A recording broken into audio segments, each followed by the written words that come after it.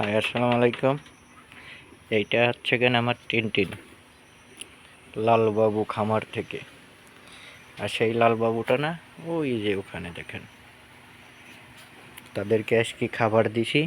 দেখি মাচান, আপনার খড়কুচি এর সঙ্গে নিপিয়ার ঘাস কুচাইয়া দিছি। থাক থাক, তোমারে দেখছে সবাই। এটা হচ্ছে কেন বকনা বাছুর, বকনা বাছুর। আর যে লালবাবুটা না, সে এই যে এখানে দেখি, এটা হচ্ছে লালবাবু, যেটা কিনা গেছে মাসের 21 তারিখে হাট থেকে আনছিলাম।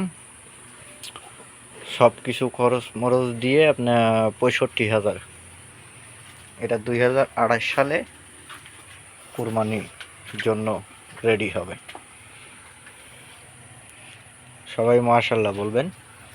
তাকে ভুসি আর গুঁড়ো খাওয়াই দিয়েছি পানি দিয়ে দানাদার, তারপরে দিয়েছি ঘাস কুচো আর নেপিয়ার ঘাস।